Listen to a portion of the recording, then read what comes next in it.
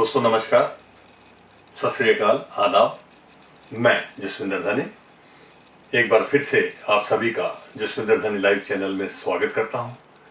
तो दोस्तों, GSD pro technical help में आज मैं टॉपिक लेके आया हूं।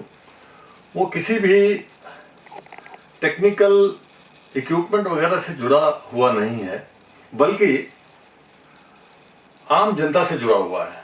आपसे और मेरे से, हम सभी से जुड़ा हुआ है। जैसा कि आप जानते हैं, पिछले 1.5 साल से पूरा देश, पूरा विश्व जो है ये कोरोना से मतलब त्राही त्राही मची हुई है। उसमें जो है शुरू में ये था कि इसका कोई अंत नजर नहीं आता था। हम सोचते थे कोई इसकी वैक्सीन बने और इससे छुटकारा मिले, लेकिन समाचार पत्रों में, न्यूज़ में ये बताया जाता था कि कोई भी वैक्सीन को बनने के लिए बहुत समय चाहिए होता था। तो बड़ी दिल में बड़ी निराशा सी होती थी। फिर कहीं से खबर आई धीरे धीरे कि पिछले साल के अंत में दिसंबर तक शायद कोई वैक्सीन आ जाए।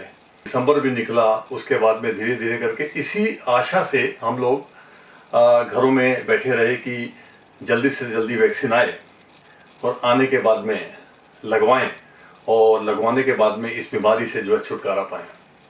लेकिन दोस्तों, हुआ ये, जैसे एक एक करके वैक्सीन आनी शुरू हुई, वैसे तरह तरह की भ्रांतियां जो है, तरह तरह की अफवाहें इधर से उधर से मतलब इस प्रकार से फैलने लगी कि जिस चीज का हम लोग बेसब्री से इंतजार कर रहे थे, जो इस महामारी में हमें जो एक आशा की किरण नजर आ रही थी, वो सबको जो है वो वैक्सीन आने के बाद में ऐसा लगने लगा कि नहीं, वैक्सीन लगवाने से ये हो जाएगा, वैक्सीन लगवाने से वो हो जाएगा।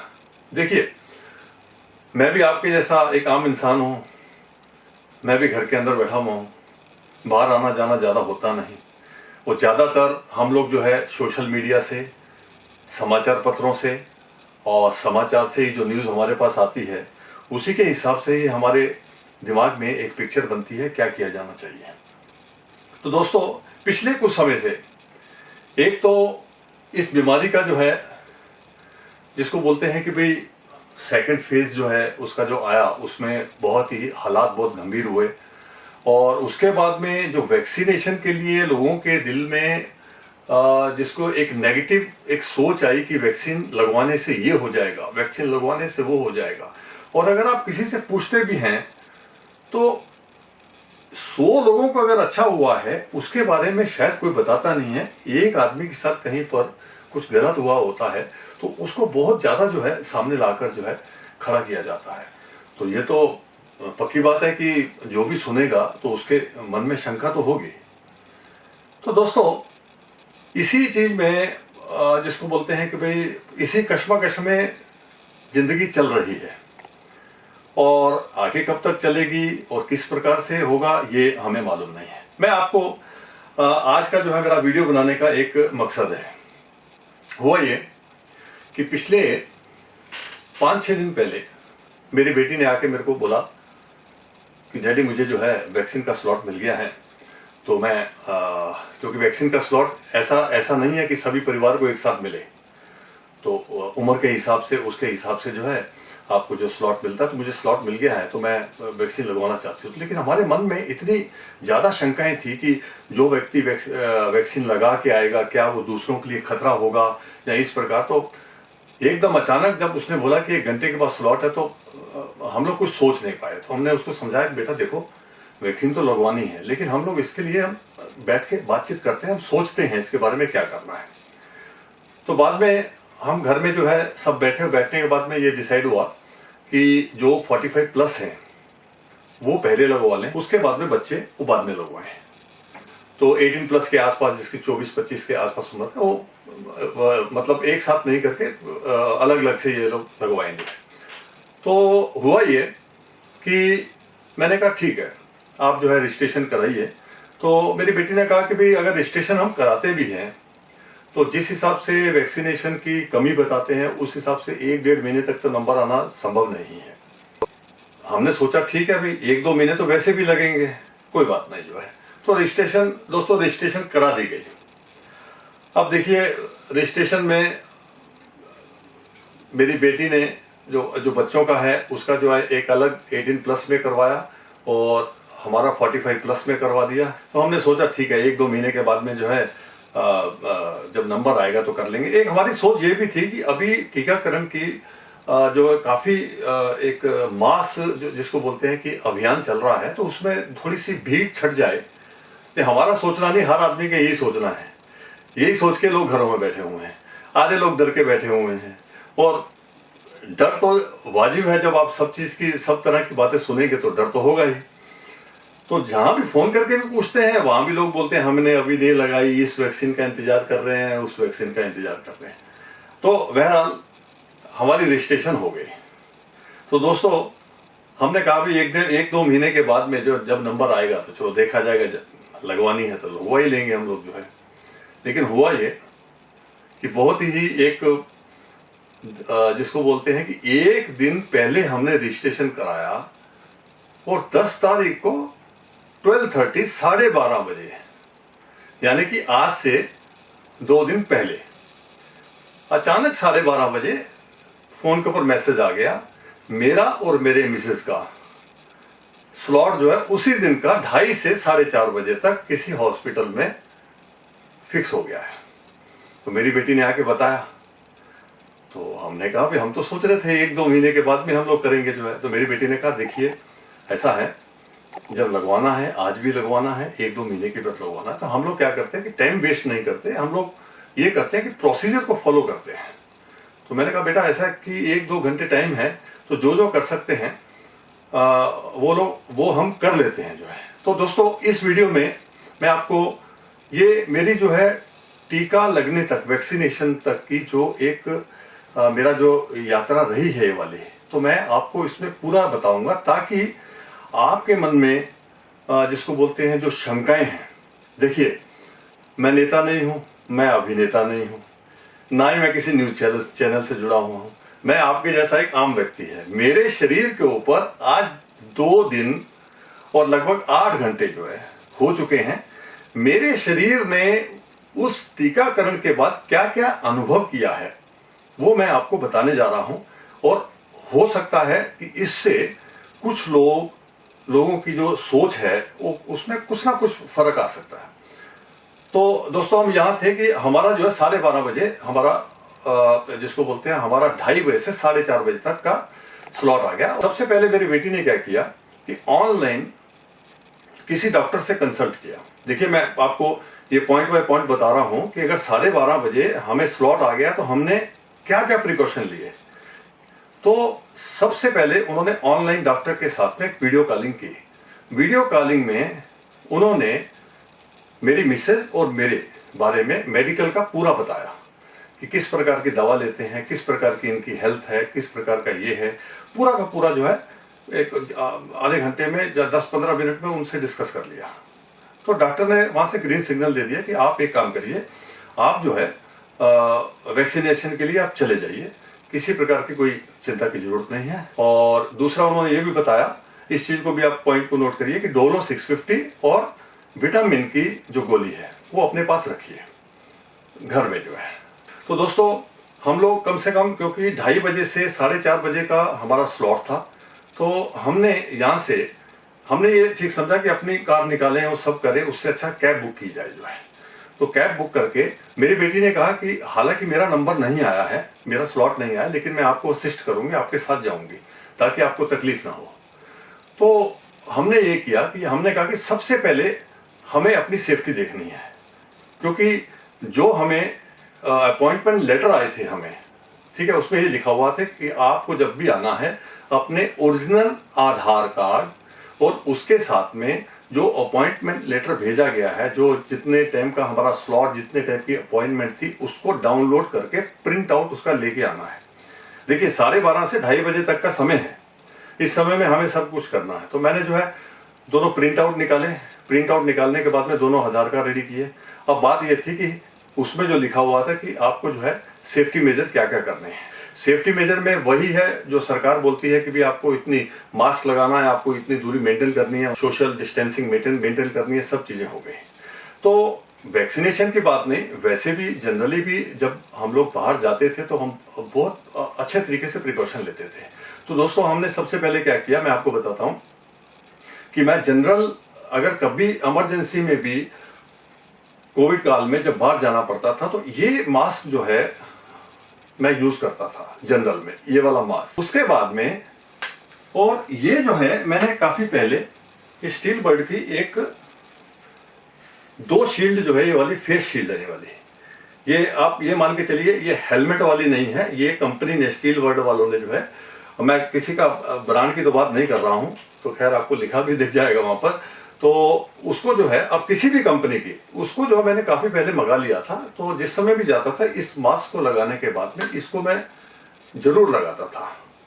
तो हुआ ये कि अब आजकल क्या है कि डबल मास्क वाली बात आई है, तो मैंने, और फिर क्या है हमारे पास सिर्फ ये 2 ही थे, तो मेरी बेटी के लिए शील्ड नहीं थी।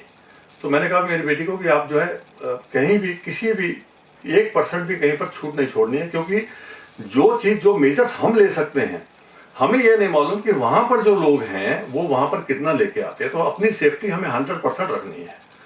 और उसके बाद में हमने क्या किया, जल्दी से ही पास के मेडिकल से हमने ये प्रकार के सर्जिकल मास्क, और क्योंकि एक शील्ड एक्स्ट्रा नहीं थी तो इस प्रकार की जो है फेस शील्ड जो है मंगवाई। तो 2 हमारे पास ये थी, मेरे और मिसेस के लिए, ये मेरी बेटी के लिए।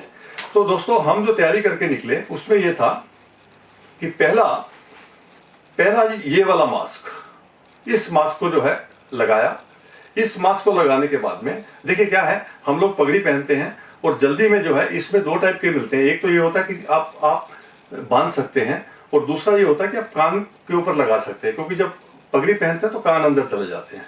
तो इस प्रकार से अगर इमरजेंसी में इस प्रकार का मिल जाता है, और जो मतलब पगड़ी पहनते हैं उनको किसी प्रकार की चिंता की बात नहीं है, आप इसको जो है रबर से बांध दीजिए। किसी प्रकार का कोई भी क्लिप हाथ में आए तो आप पीछे खींच के उसको लगा लीजिए। तो पहले तो ये मास्क लगाया, उसके बाद में इस मास्क को लगाया अच्छे तरीके से जो है।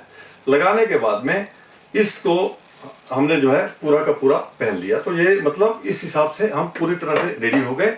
और हाथों में जो सर्जिकल ग्लोव्स आते हैं, दस्ताने आते हैं, तो वो हमने पहन लिए जो है। कैब आने के बाद में हम वहां पहुंचे। पहुंचने के बाद जैसे हम वहां पर हमने एंट्री की तो हमें बताया गया कि जरा अंदर सेलर की साइड पे जब आप जाते हैं तो उस जगह पे जो है इसका जो वैक्सीनेशन की व्यवस्था की गई है। तो दोस्तों वहां से हम लोग टीका लगवा के बाहर आए। बाहर आने के बाद में आके 2-3 मिनट बैठे। मन में शंका थी, मन में ये शंका थी कि अब टीका लग गया है, अब देखते हैं कि क्या होगा, क्योंकि बहुत सारी चीजें जो है जिसको बोलते हैं सुन के गए थे। घर आते ही सबसे पहला काम हमने ये क्या किया, मास्क वगैरह जितने हैं ये सबको निकाल के साइड पे किया। अलग अलग बाथरूमों में अपने कपड़े वगैरह जो है जो डाल के गए थे वो सीधा हमने बाहर भी नहीं रखे, सीधा का सीधा टब में डाल के उसको डाल के डेटोल डाल के उसको भिगो दिया। स्नान किया सबने। स्नान करने के बाद में उसके बाद में हमने चाय वगैरह बनी, चाय वगैरह पी। 1-2 घंटे बीते। लगभग 6 या 6:30 बजे के बाद मैंने मेरी मिसेज से पूछा कि आपको कुछ महसूस हो रहा है। उन्होंने कहा कि मेरे को तो अभी कुछ ऐसा कुछ महसूस नहीं हो रहा। मैंने कहा चलो ठीक है, 2-3 घंटे बीत गए हैं, ठीक ठाक है तो सब बहुत अच्छी बात है जो है। हमने सोचा भी काम वाम अब मत करो, शरीर को थोड़ा रेस्ट दो, ये हमारी सोच थी। और जनरली ये होता है कि 9:30-10 बजे हमें जो है जिसको बोलते हैं कि खाना खाने की आदत है, लेकिन लेट भी हो जाता है तो उससे कुछ फर्क नहीं पड़ता हमें।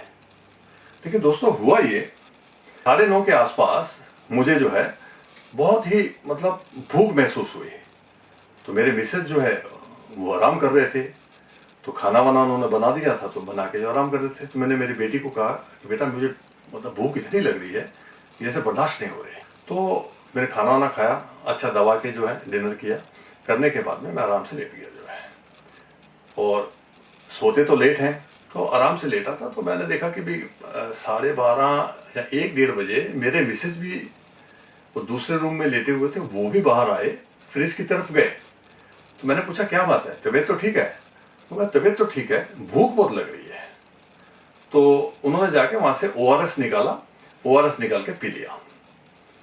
तो यहां पर मेरे को एक चीज मैंने पॉइंट नोट की कि हम इंसान दो अलग अलग हैं। इस चीज का गौर करिए, अगर मैं अकेला मेरे बारे में बता रहा हूं तो शायद आपको लग सकता है कि मेरे शरीर के हिसाब से। देखिए, एक पॉइंट नोट करने वाली बात है, भूख मुझे भी लगी और जो सेकंड पर्सन है उसको भी लगी, और उसके दौरान जो 9:30 या 10 या 1:30 बजे तक, मैं बोल रहा हूं 1:30 बजे मेरी मिसेस को, हमें किसी प्रकार का कोई बुखार नहीं, कोई सर दर्द नहीं, कोई बॉडी पेन नहीं, किसी प्रकार का कुछ नहीं। तो रात में मैंने एक चीज महसूस की कि जो हमें रात में जो नींद आती है, जो गहरी नींद आती है, तो उस दिन जो नींद है वो एक उखड़ी उखड़ी सी नींद आई। ऐसा नहीं कि किसी प्रकार की प्रॉब्लम थी, यानी कि मतलब नींद में थे भी, उतनी गहरी नींद नहीं थी। तो दोस्तों, रात बीती, सुबह 6 बजे उठे, अपना चाय पानी हमने जो है पी, और उसके बाद में दोपहर में जो है खाना खाया। और इस समय तक भी मतलब किसी प्रकार का कोई प्रतिकूल असर जो है, कोई गलत असर दवा का नहीं दिख रहा था।